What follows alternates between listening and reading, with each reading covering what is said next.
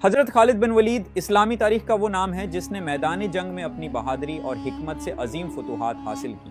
آپ مکہ کے قریشی خاندان میں پیدا ہوئے اور نوجوانی میں ہی جنگی حکمت عملی میں مہارت حاصل کی، لیکن آپ کا سب سے بڑا کارنامہ اسلام قبول کرنا تھا۔ اسلام قبول کرنے کے بعد حضرت خالد بن ولید نے جنگی موتا میں مسلمانوں کی فوج کی قیادت کی اور اپنی ناقابل شکست جنگی حکمت عملی کی بدولت سیف اللہ یعنی اللہ کی تلوار کا لقب حاصل کیا۔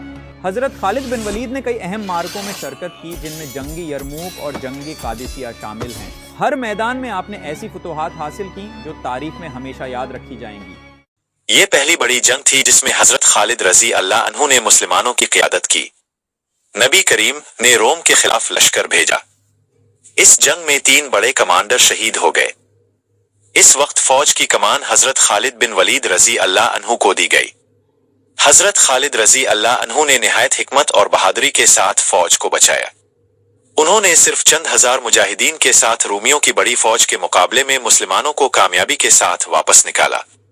اس موقع پر نبی کریم نے مدینہ منورہ میں فرمایا، خالد اللہ کی تلواروں میں سے ایک تلوار ہے جو اللہ نے اپنے دشمنوں پر چلائی ہے۔ جنگ یمامہ۔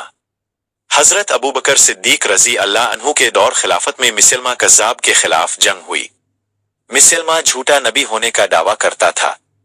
حضرت خالد بن ولید رضی اللہ عنہ نے اس جنگ کی قیادت کی۔ بڑی قربانیوں کے بعد مسلمانوں نے فتح حاصل کی اور مسلمہ ہلاک ہوا۔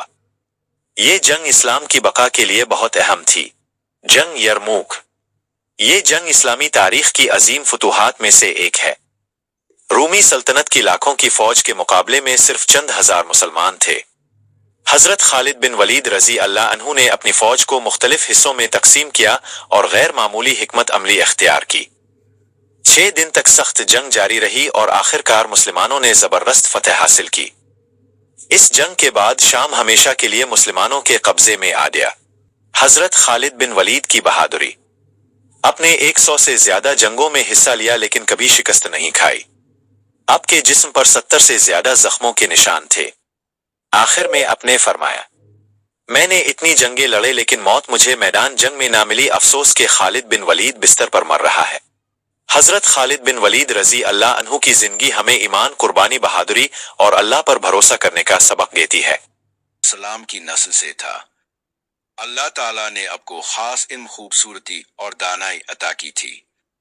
قرآن مجید میں اب کی کہانی کو احسن القصص یعنی سب سے بہترین کہانی کہا گیا ہے۔ خواب اور بھائیوں کا حسد۔ ایک دن حضرت یوسف علیہ السلام نے خواب دیکھا کہ 11 ستارے، سورج اور چاند انہیں سجدہ کر رہے ہیں۔